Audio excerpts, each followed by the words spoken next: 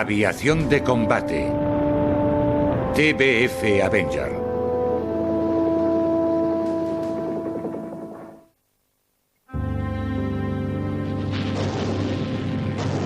Durante la Segunda Guerra Mundial, las tranquilas aguas del Océano Pacífico se transformaron en un encarnizado campo de batalla. Los enormes destructores y acorazados desplegaban una gran potencia de ataque. En el aire, el cielo se iluminaba con las batallas aéreas más feroces de la guerra. Desde el principio, los japoneses gozaron de superioridad aérea, pero llegó una nueva generación de mortíferos aviones aliados que contribuyó a cambiar el curso de la Guerra del Pacífico. De esas nuevas máquinas bélicas, una de las más temibles fue un bombardero torpedero con base en portaaviones fabricado en Estados Unidos. Construido para vengar a la flota americana destruida en Pearl Harbor, el avión recibió el nombre de Avenger, Vengador. Su bodega de bombas llevaba un torpedo para destruir barcos enemigos o 4 bombas de 225 kilos para destruir objetivos en tierra y mar.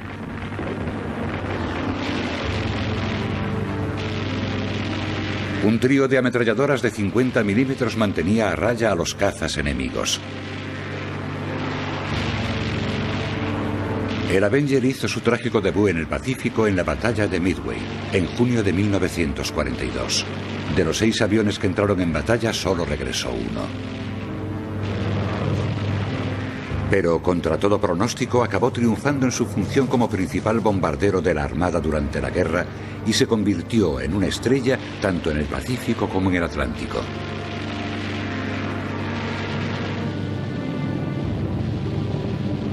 Desempeñó una función clave en las Islas Salomón y en Guadalcanal, y en todas las feroces batallas disputadas en el mar de Filipinas y en el Golfo de Leyte.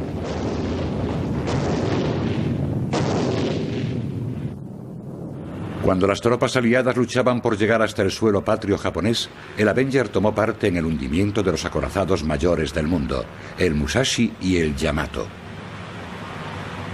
También derribaron 98 aviones en combate aéreo y hundieron 31 submarinos alemanes en el Atlántico.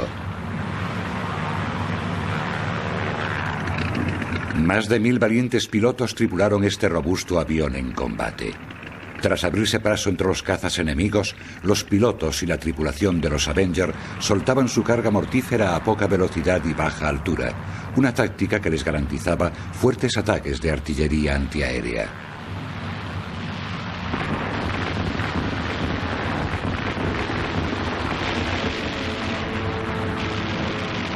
Con solo 2 aviones de acompañamiento como defensa, el piloto de Avenger, Bill Fairtag, atacó un crucero japonés flanqueado por un destructor. Atacamos en oleada y todos los cañones de aquel acorazado nos estaban disparando. Vimos unas 1000 bolas anaranjadas que se dirigían a nosotros. Me dio la impresión de estar volando entre ellas, pero no sufrimos ningún impacto. Fairtag salió ileso de la guerra, pero no todos los pilotos de los Avenger tuvieron tanta suerte. Haciendo una pasada contra una torre de comunicación japonesa, el joven piloto estadounidense de un Avenger resultó tocado y se vio obligado a saltar del aparato a las aguas del océano. Estas imágenes muestran a ese piloto, George Herbert Walker Bush, mientras lo rescata un submarino norteamericano, 45 años antes de que se convirtiese en presidente de los Estados Unidos.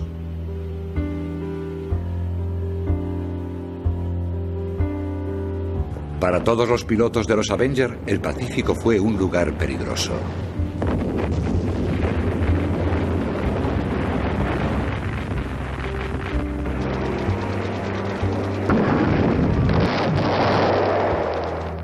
Pero el Avenger era también capaz de asestar tremendos castigos.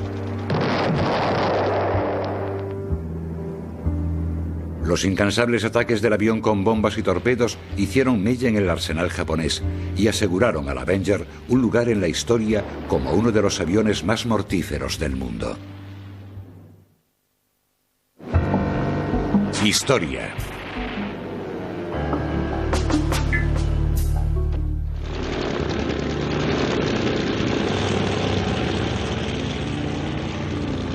En 1939, estando Europa en guerra, quedó de manifiesto que los aviones del arsenal de Estados Unidos eran inferiores al de los alemanes y japoneses, y algunos incluso estaban obsoletos.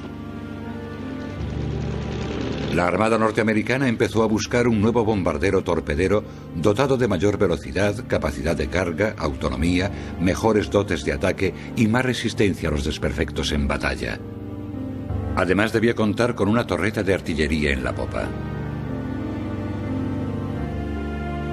Dos empresas, la Charles Vought y la Grumman, respondieron a la petición de la Armada. El Grumman XT-BF-1 resultó más rápido, ligero y mejor armado, y con mayor capacidad de carga que el diseño presentado por Charles Vought. En abril de 1940, la Armada le encargó a la empresa Grumman la construcción de dos prototipos de bombardero torpedero.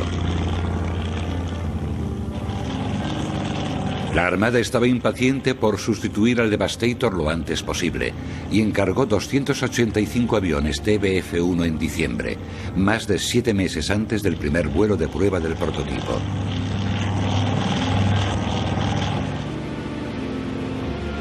Al igual que el Devastator, el TBF estaba tripulado por 3 hombres: el piloto, el artillero de popa y el bombardero. El nuevo avión volaba casi 113 kilómetros por hora más rápido que el Devastator y transportaba mayor carga de bombas con casi el doble de autonomía. El 7 de diciembre de 1941, 360 aviones japoneses, salidos de 6 portaaviones, atacaron la base naval americana de Pearl Harbor. De los 8 acorazados allí anclados, 5 resultaron hundidos, 1 sufrió graves desperfectos y los otros impactos diversos. 2 destructores también resultaron tocados, 140 aviones quedaron destruidos y otros 80 dañados. Pero la mayor pérdida fueron los 2.300 norteamericanos que yacían muertos bajo las espesas columnas de humo del bombardeo.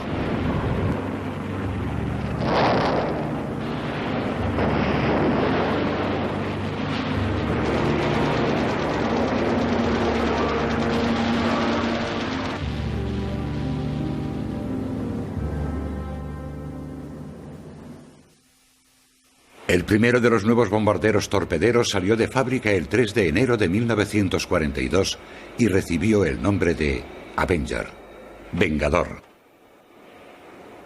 La entrada de Estados Unidos en la guerra marcó el inicio de un gran cambio en Grumman, que se transformó de pequeña compañía con 1.000 empleados en un gigante contratista de defensa con 25.000. Pero aunque trabajaba a toda prisa en su nuevo bombardero torpedero, surgió un problema logístico. Grumman estaba desbordada. La compañía llevaba trabajando en un sucesor de su caza F-4F Wildcat desde la primavera de 1941. El prototipo de F-6F Hellcat estuvo listo en el verano de 1942 y en 1943 el avión monoplaza se había convertido en uno de los más importantes de la guerra. Aunque la fábrica crecía a pasos agigantados, no podía cubrir la demanda de producción del caza Hellcat y el bombardero torpedero Avenger al mismo tiempo.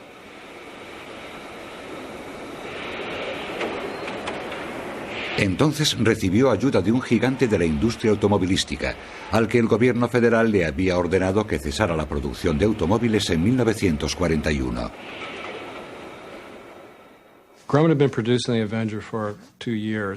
Granma llevaba 2 años fabricando el Avenger y terminó el diseño del F-6F Hellcat.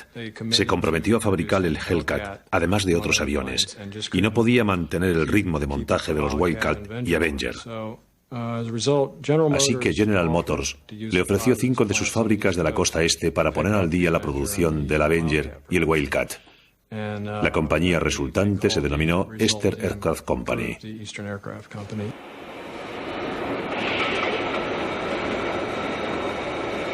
La producción de General Motors empezó con lentitud en 1943, pero a finales de año ya superaba el ritmo de Grumman, que pronto cedió totalmente la fabricación de los Avenger para centrarse en la de los Hellcat. El Avenger era prácticamente idéntico al avión construido por Grumman. Al final de la guerra, en 1945, Grumman y General Motors habían fabricado casi 10.000 de estos bombarderos torpederos.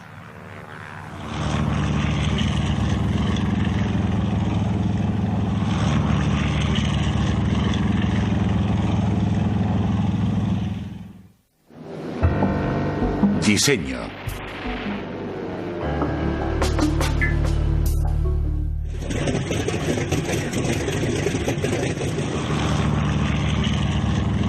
El nuevo bombardero torpedero pedido por la Armada de Estados Unidos acabó diseñado por una compañía llamada Grumman. El grande y potente motor radial Wright de 1700 caballos encajaba perfectamente en el fuselaje de forma abombada. Este lleva un motor Wright R2600, que es un motor radial de 42.600 centímetros cúbicos, con 14 cilindros en doble estrella. Desarrolla unos 1.900 caballos al nivel del mar en el despegue, o sea que es un aparato muy potente para un avión monomotor. Para acomodar a los 3 tripulantes necesarios para lanzar la enorme carga de artillería, se ampliaron las alas y el fuselaje. Los de la Armada estadounidense llevaban 3 tripulantes: piloto, artillero de torreta y operador de radio, que luego ejerció de bombardero cuando el avión fue planeador bombardero. Los británicos también usaron Avengers. En la Royal Navy los apodaban Sábalo. A veces iban tripulados por 4 hombres: el piloto, el artillero de torreta, el operador de radio y otro hombre que denominaban observador.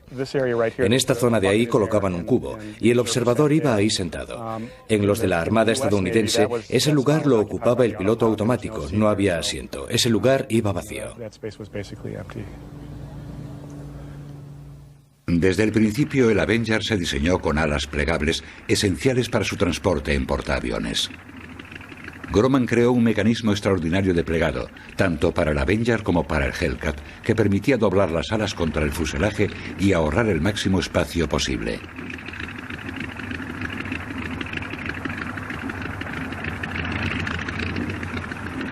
Sus grandes alas eran características de Grumman. Hacían que los aviones fuesen de más fácil manejo y resultaban esenciales para un avión manejado en los aterrizajes y despegues por pilotos con distintos grados de pericia. Al acoplar las alas en la parte media del fuselaje, Grumman pudo dotarlo de una gran bodega interna capaz de albergar un torpedo de 900 kilos, 4 bombas de 225 kilos o un tanque adicional de combustible.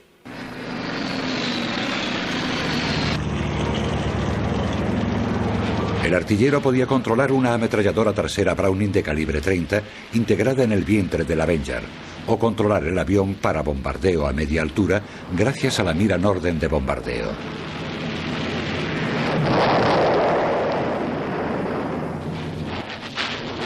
El piloto contaba con una ametralladora frontal de calibre 30 que disparaba a través de la hélice.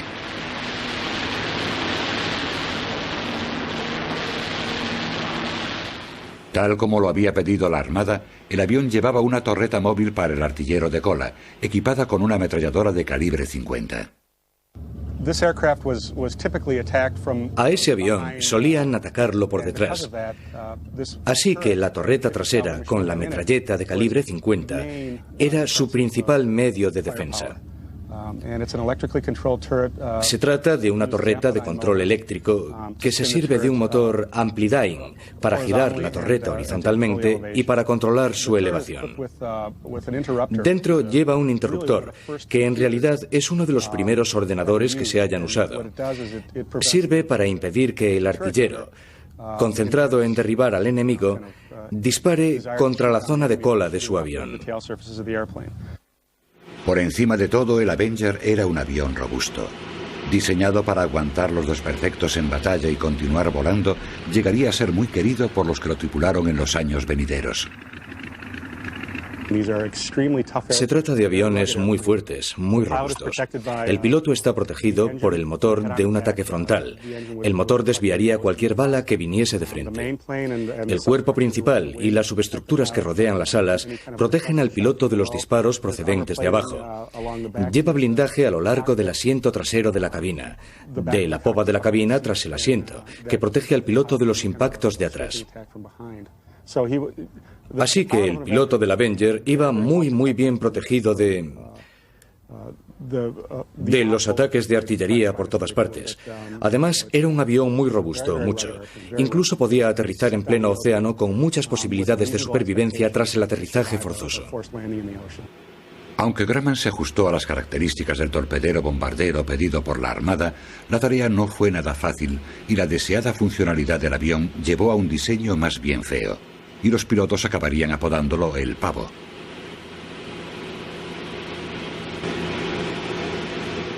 Antes de que los aviones llegasen a Midway en 1942, se les dijo a los soldados que se parecía a un F-4F preñado.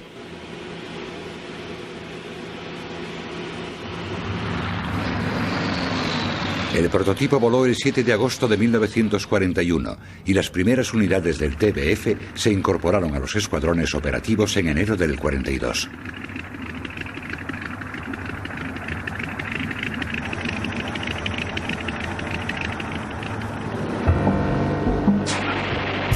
Características.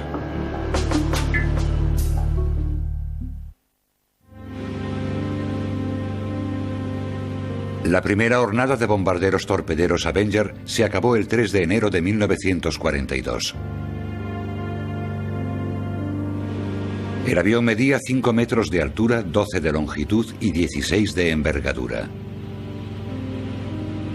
El aparato tenía un peso máximo que rondaba los 7.250 kilos cargado por completo.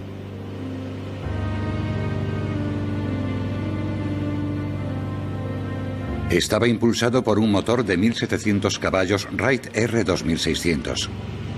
Podía alcanzar una velocidad máxima de 447 km por hora a 3.658 metros, con una velocidad de crucero de 213 km hora y un ritmo de ascenso de 436 metros por minuto.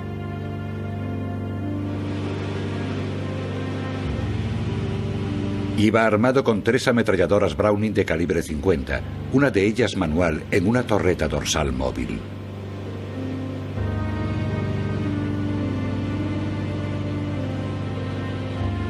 Una bodega dentro del fuselaje llevaba un torpedo de 53 centímetros Mark XIII, un total de 900 kilos de bombas de varios tipos o 4 cargas de profundidad para ataque antisubmarino.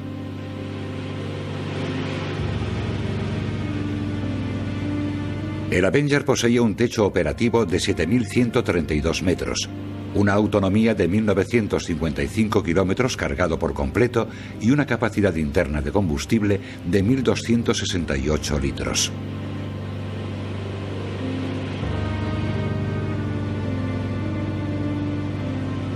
Apodado Pavo, Patán, Animal Preñado y Sábalo, casi 10.000 Avengers sirvieron a los aliados entre 1942 y el fin de la guerra.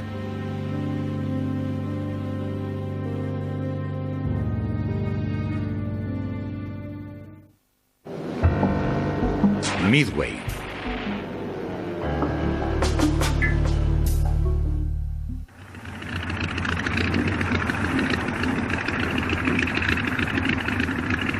El 4 de junio de 1942, menos de un año después del primer vuelo del prototipo, el Avenger se dirigió a su primera acción de combate en la crucial batalla de Midway.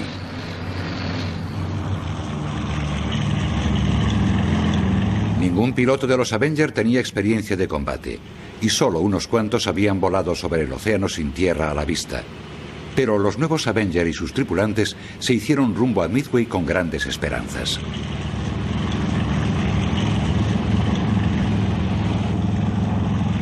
La batalla de Midway fue uno de los mayores ataques de los japoneses desde Pearl Harbor.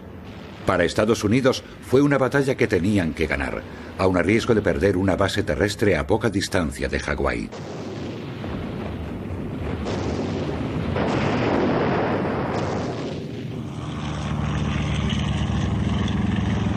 Seis Avengers se incorporaron al escuadrón de torpedos 8, integrado principalmente por obsoletos Douglas Devastator. El que Estados Unidos contaba que fuese un debut impresionante, pronto se convirtió en una pesadilla. Los Avenger alcanzaron la flota japonesa a las 7:10 de la mañana, soltaron sus bombas a la altura ordenada e iniciaron el regreso a los portaaviones. De inmediato, los 0 japoneses rodearon a los vulnerables torpederos. 2 Avenger resultaron destruidos en el primer ataque, seguidos de 3 más. El sexto resultó gravemente dañado y le costó llegar a la isla de Midway.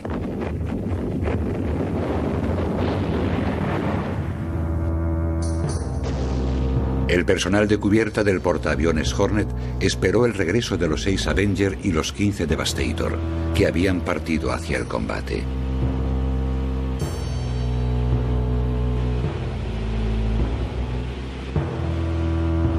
Ninguno de ellos regresó. En un día de lucha, el Escuadrón 8 había perdido 20 aviones y 44 hombres.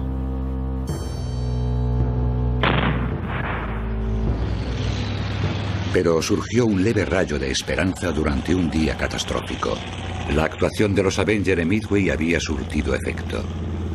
Como el ejército japonés atacaba a media altura, entonces surgió la oportunidad para el héroe de la batalla, el Douglas SBD Dauntless de vuelo a gran altura. Concentrados los cazas y la artillería japoneses en los bombarderos torpederos, los Dauntless atacaban desde gran altura en picado.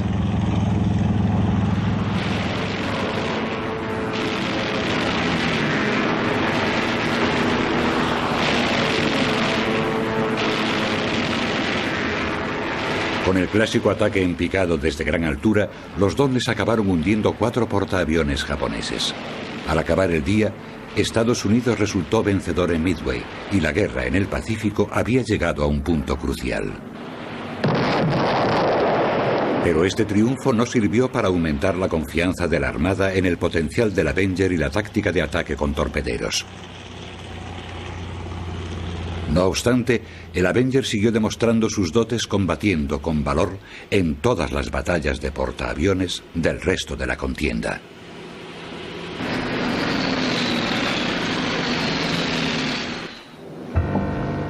Los pilotos.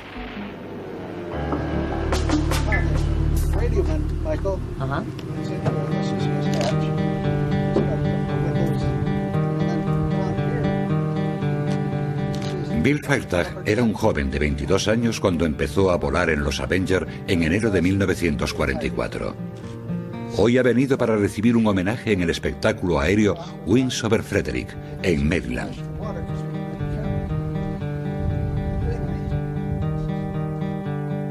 Con él ha venido su nieto, el fotógrafo Michael. Tras localizar un Avenger aparcado, Bill pasa unos minutos hablándole a Michael sobre el avión y le cuenta anécdotas sobre la guerra. Bill empezó su carrera en la Armada pilotando aviones de reconocimiento antes de dar el salto a la cabina de mando del Avenger. Me sentía como pilotando en autobús de línea, era enorme, comparado con los que había pilotado. Pero cuando despegas, vuela como cualquier otro avión. Acabas integrándote con el aparato, pasa a formar parte de ti. Hubo momentos en combate en los que piloté ese avión, igual que si volase en un Hellcat, un F-6F. Podía hacer cualquier cosa. Bill se incorporó a la lucha del Pacífico como parte del Escuadrón de Torpederos 44.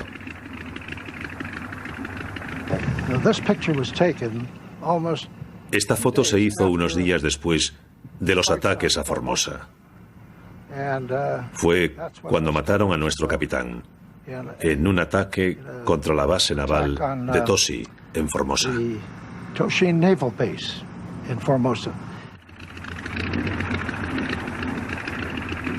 En un lapso de 30 días, casi 2/3 del personal de vuelo del Escuadrón de Torpederos 44 resultó muerto.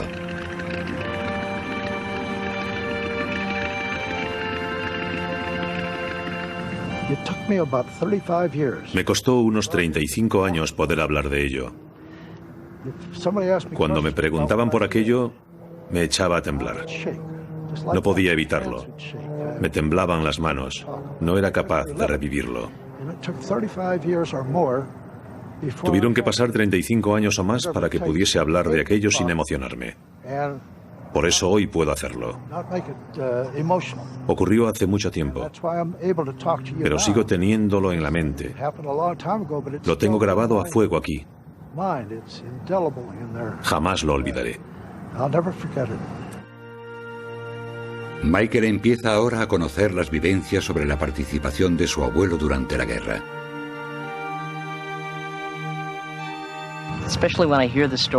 Sobre todo cuando me cuenta episodios y detalles de lo que vivió, me doy cuenta de que no solo tengo suerte de tener un abuelo con un legado así, que vivió experiencias semejantes que me puede transmitir, sino que también el que yo exista es gracias a que él sobrevivió a todo aquello, ya que muchos no lo lograron.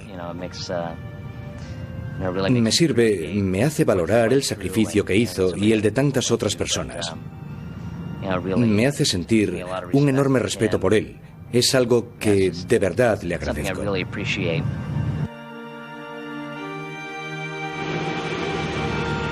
Pero Bill piensa en su experiencia con filosofía.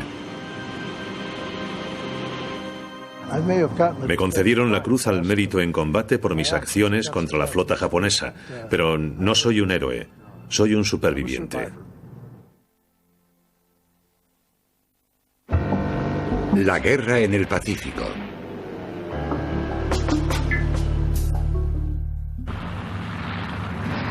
Los recién llegados Avenger sustituyeron de inmediato a los obsoletos Devastator a bordo de los portaaviones norteamericanos. Y desde los ataques contra Guadalcanal en agosto del 42 hasta el fin de la guerra en el Pacífico, los Avenger fueron los únicos torpederos con base en portaaviones norteamericanos. Era un avión versátil, capaz de efectuar múltiples misiones, entre ellas la de bombardero-torpedero, bombardero-planeador, avión de reconocimiento, sembrador de minas y patrullero. El Avenger resultó muy eficaz como bombardero planeador. Podía transportar un total de unos 900 kilos de bombas de cualquier tipo. Por ejemplo, podía con 4 bombas de 225 kilos o un torpedo. Era muy eficaz para ofrecer apoyo terrestre con bombas de 225 kilos, pero podía llevar el mismo peso de otro tipo de bombas. Los escuadrones de Avenger consiguieron su mayor victoria de la guerra a finales de 1942. Las noches del 12 y 13 de noviembre, los barcos de superficie americanos y japoneses se enfrentaron unos a otros en la gran batalla de Guadalcanal.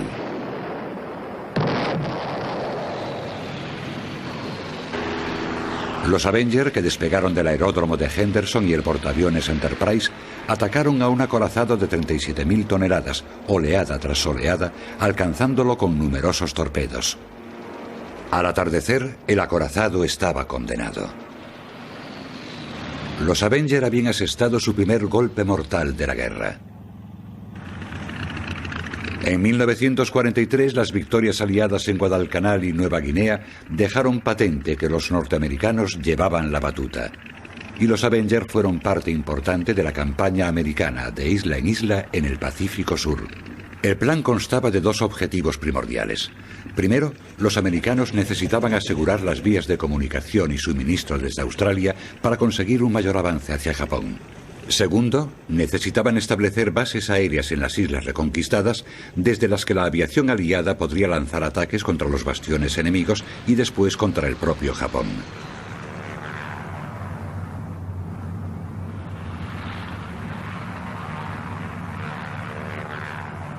La función de los Avenger en la campaña de Guadalcanal fue dar apoyo aéreo cercano a los marines que llegaban a las playas de las islas. El avión estaba bien dotado para la tarea de destruir tropas e instalaciones enemigas desplegadas en las cabezas de playa.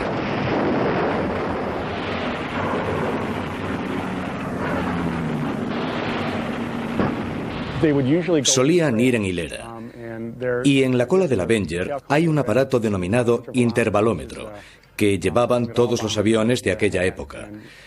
Solo había que introducirle la velocidad de vuelo, número de bombas que iban a lanzarse y al activarlo iba soltando bombas a intervalos fijos. Los proyectiles disparados por los acorazados cercanos a la costa también destruían las cabezas de playa y preparaban el terreno para las tropas de infantería.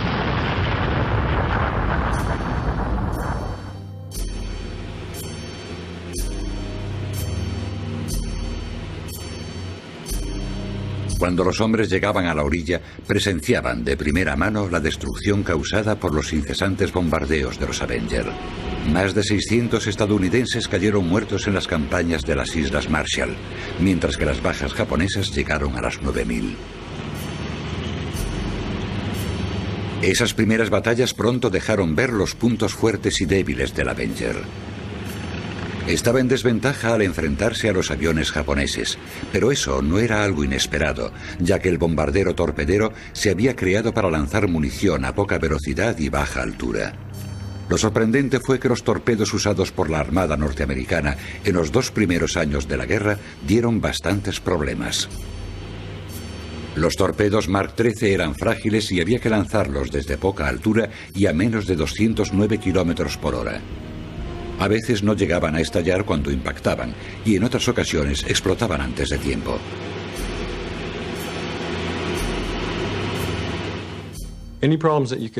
Cualquier problema que pueda surgir con un torpedo lo experimentaron los pilotos de los Avenger, y en todas las secciones de la Armada los submarinos tuvieron los mismos problemas. Los torpedos no estallaban, o lo hacían demasiado pronto, pasaban de largo bajo los barcos que debían volar, no se soltaban de los aviones. Hubo que trabajar 2 años para limar los defectos de aquellos torpedos. Mientras lanzaba un ataque contra un crucero japonés flanqueado por un acorazado, el piloto de Avenger, Bill Fairtag, y sus pilotos acompañantes sufrieron un ataque de artillería.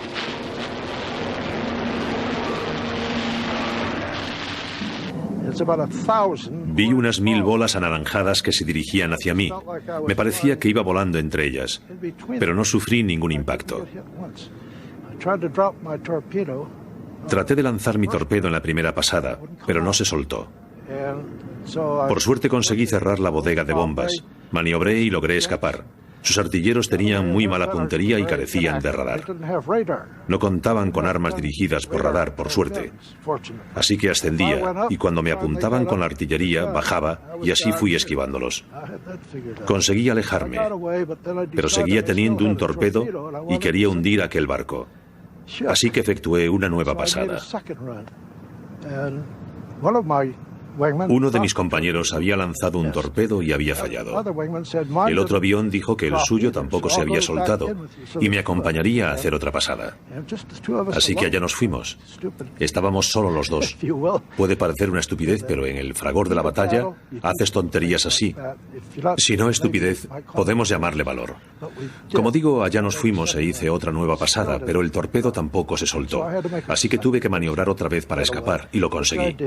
Cuando llegué al portaaviones no querían dejarme aterrizar. Dijeron, llevas un torpedo armado en la bodega. Y yo dije, sí, pero no se va a soltar. He hecho todo lo posible para soltarlo y cuando aterrice no se soltará. Así que me dieron permiso para aterrizar y el torpedo no se soltó. Las mejoras del torpedo Mark XIII permitieron lanzamientos mucho más rápidos.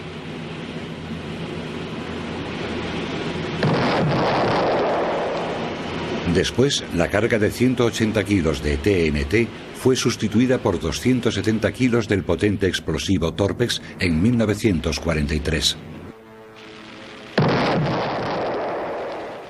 Los defectos del Avenger eran muchísimo menores que sus puntos fuertes.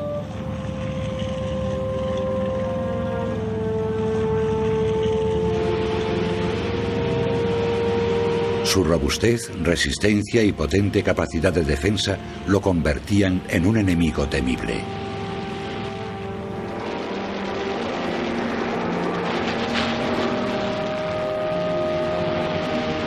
La feroz lucha en el Pacífico hacía que la vida fuese muy peligrosa para los tripulantes de cualquier avión. La torreta de artillería del Avenger era una posición muy peligrosa. Los japoneses siempre atacaban la torreta exterior primero, sabiendo que en cuanto ese artillero quedase neutralizado, el Avenger sería un blanco más fácil. La vuelta de los Avenger con la torreta destrozada fue una imagen común en los portaaviones del Pacífico.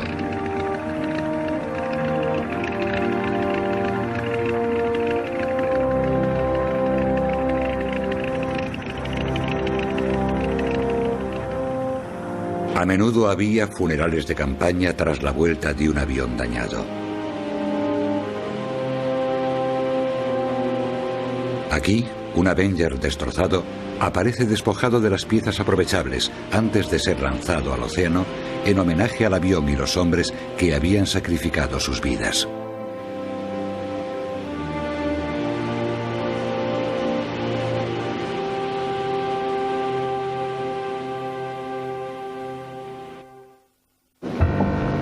La vida en el portaaviones.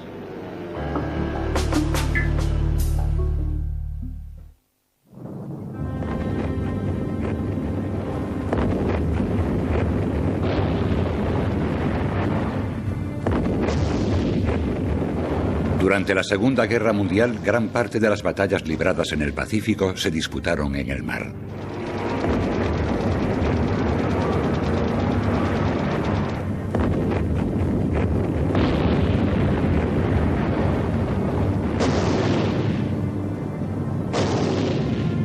Los aviones que despegaban de las enormes cubiertas de los portaaviones fueron clave en esas batallas.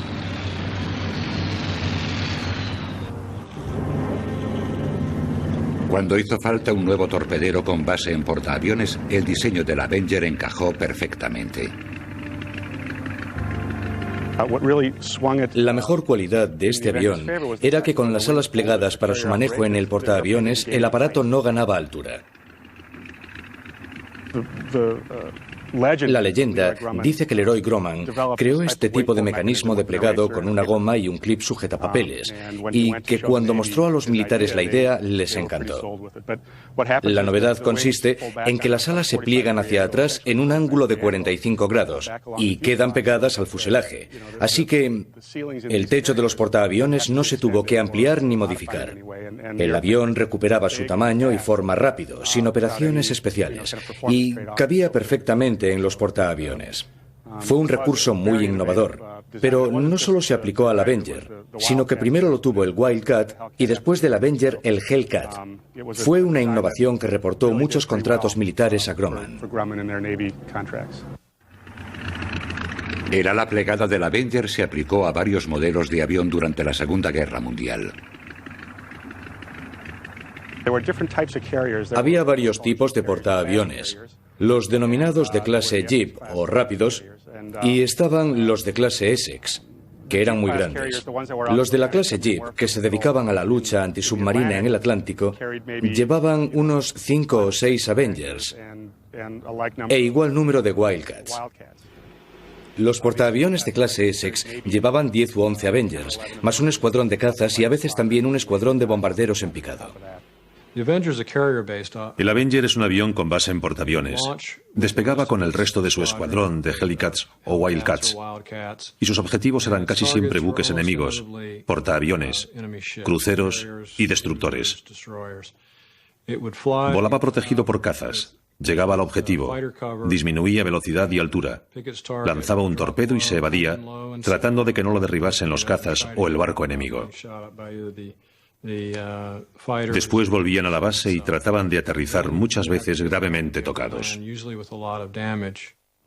Aterrizar con un avión de 5 toneladas en la cubierta de 18 metros de ancho de un portaaviones en pleno océano, con o sin desperfectos de combate, era una de las dificultades del piloto del Avenger. Se le acopló un dispositivo de cola hidráulico para enganchar una serie de 4 cables situados en el extremo de entrada del portaaviones. Los Avenger que regresaban a casa volaban a sotavento con el tren de aterrizaje y la barra del gancho desplegados. Para aterrizar, los pilotos recibían ayuda de la tripulación del portaaviones. El encargado de señalizar el aterrizaje usaba unas palas para guiar al avión e indicarle al piloto si iba rápido, lento, alto o bajo. Bajada la barra del gancho, el guía indicaba al piloto que apagase motores. Entonces la barra se plegaba hacia el interior del avión. La cola del aparato descendía y con suerte enganchaba un cable. Lo idóneo era que enganchasen 3 cables. Pero el avión era muy robusto, pesaba mucho y venía de efectuar un gran descenso, así que el aterrizaje solía ser bastante brusco. Ver un enorme Avenger descendiendo del cielo después de una misión triunfante daba una inyección de ánimo a los hombres destinados a bordo del portaaviones.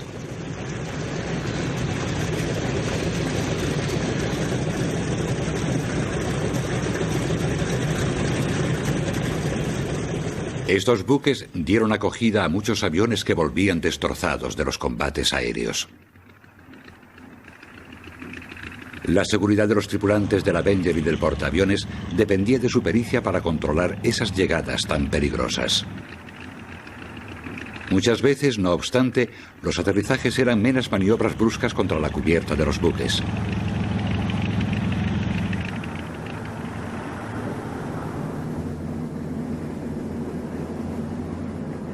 Incluso una vez en los portaaviones, los Avenger y sus tripulantes no estaban a salvo del peligro.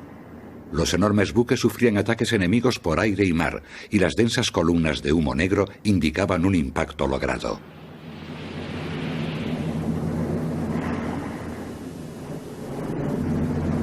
Los incendios de los bombardeos y ataques amenazaban a los aviones que estaban a bordo de los portaaviones.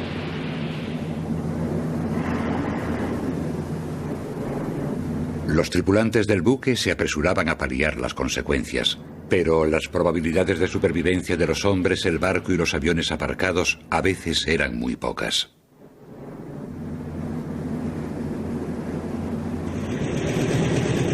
Tanto si los Avenger estaban despegando, aterrizando o simplemente aparcados a la espera de la siguiente misión, el portaaviones era un lugar peligroso.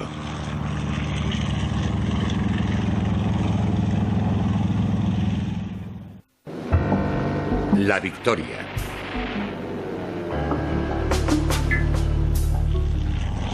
En la primavera de 1944, los Avenger pudieron despegar de una serie de aeródromos recién construidos en islas de todo el Pacífico, lo cual les permitió acercarse cada vez más a un ataque contra Japón. En junio, la flota norteamericana centró su atención en las Marianas. Si conseguían capturar esas islas, los bombarderos B-29 podrían atacar el archipiélago de Japón. El alto mando japonés era bien consciente del plan de su oponente y proyectó una batalla decisiva para detener a las tropas aliadas. La subsiguiente batalla librada en el mar de Filipinas sería el mayor enfrentamiento aéreo celebrado entre dos destacamentos de portaaviones. Los norteamericanos apodaron a aquel enorme duelo como el Gran Tiro al Blanco de las Marianas.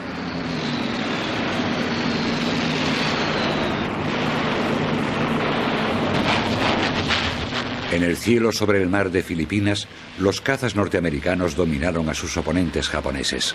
Tan solo en el primer día, los japoneses perdieron 156 aviones en combate.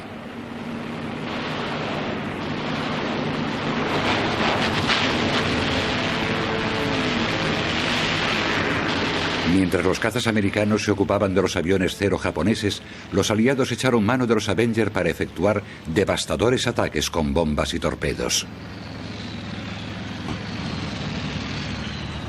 Los Avenger pasaron una vez más a la acción, abriendo enormes boquetes en los buques japoneses con su arsenal explosivo. A finales de junio del 44, las Islas Marianas estaban bajo control estadounidense. Japón ya estaba al alcance de los aviones aliados.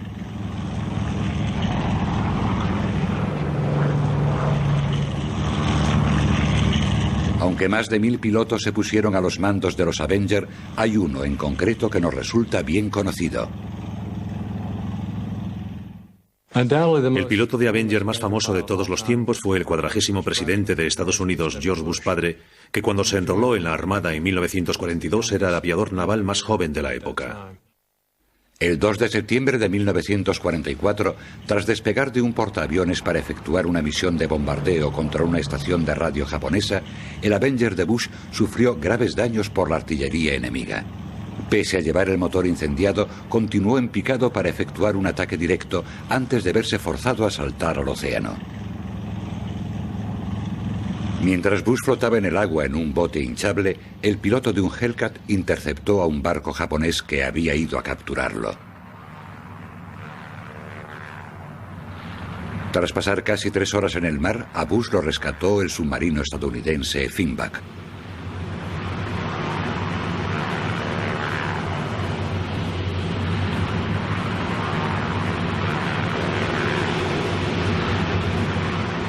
A continuación, el submarino rescató a otros 5 pilotos que junto con Bush permanecieron a bordo del Finback, mientras este siguió con sus operaciones durante las 3 semanas siguientes.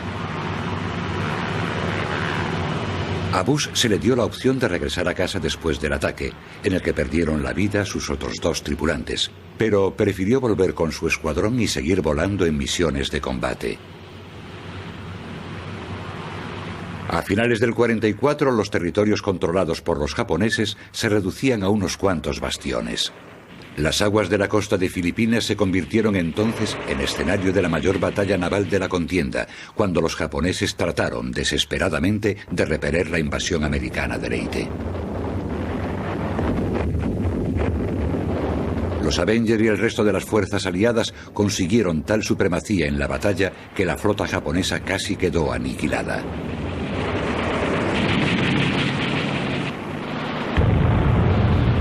Los portaaviones americanos asestaron entonces el golpe definitivo cuando se dirigieron a Okinawa y Formosa. Con la perspectiva de la victoria cada vez más lejana, los pilotos japoneses empezaron a embestir con sus aviones contra la flota aliada que avanzaba.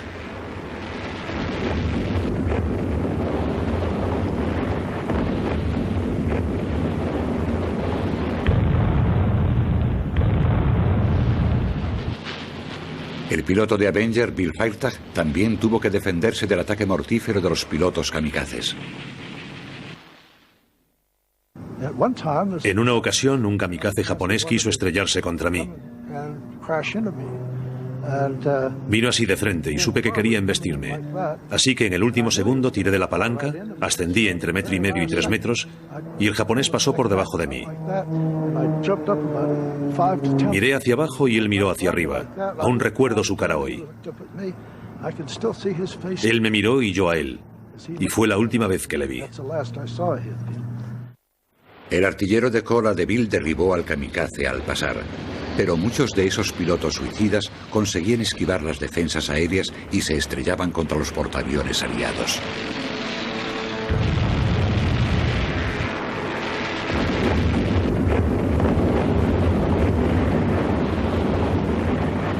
Sin amilanarse por esos ataques, la flota americana siguió navegando rumbo a Iwo Jima.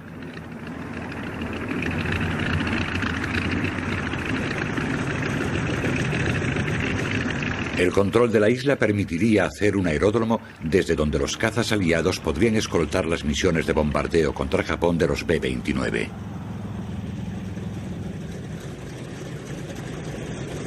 Los Avenger resultaron cruciales en la lucha por Iwo Jima en febrero y marzo de 1945, ya que dieron apoyo a las fuerzas de infantería.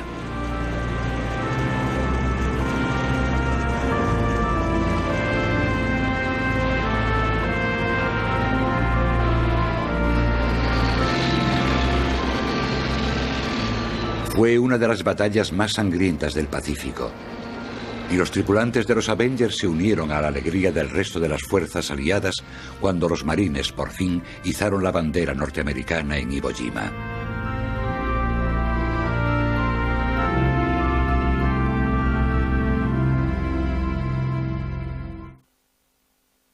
La guerra en el Pacífico acabó cuando la flota aliada alcanzó Okinawa en abril de 1945.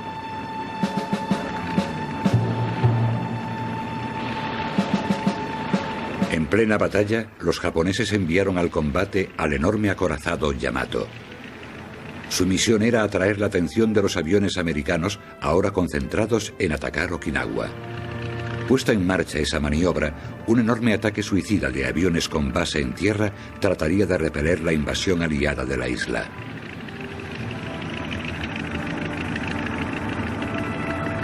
El Yamato, no obstante, recibió oleadas de ataques y no pudo hacer más que aguantar el castigo de los bombardeos aliados y los ataques con torpedos de los Avenger. Antes de que Japón se rindiera oficialmente el 2 de septiembre del 45, los Avenger atacaron aeródromos de todo Japón. De su trágico debut en Midway a su triunfante fin en Tokio, el avión construido para vengar el ataque a Pearl Harbor había desempeñado una función destacada en la guerra. Legado.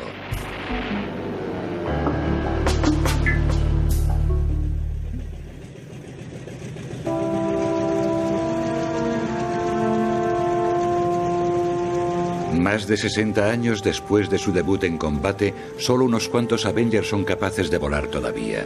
Retirado hace mucho de su tarea como torpedero, bombardero y localizador de submarinos, el avión ahora ocupa un lugar destacado en las exhibiciones aéreas. No es muy rápido, ni tampoco posee gran belleza, pero es parte de la historia, y por eso creo que a tantos pilotos les gusta tripularlo. Este ejemplar en concreto está tan fielmente restaurado que cuando te metes en la cabina, en el lugar del piloto, y miras a tu alrededor, ves todo lo que vería un piloto naval en 1945, cuando despegaba del portaaviones. Tiene todo el instrumental. Me encanta meterme en esa cabina. Entornas los ojos y ves lo mismo que ellos. Las virtudes del Avenger, sobre todo su robustez, seguridad y estabilidad como arma de combate, le aseguraron un largo periodo operativo. Tras la guerra permaneció en servicio como avión antisubmarino y de alerta temprana. En 1954 la Armada estadounidense retiró el Avenger del servicio activo.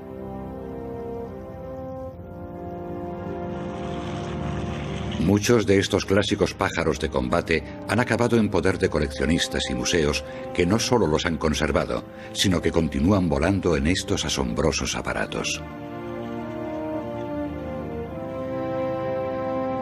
Un vistazo a estos aviones de colección en vuelo nos transporta a una época en que el Avenger hizo honor a su nombre y dejó bien patente que era uno de los aviones más mortíferos del mundo.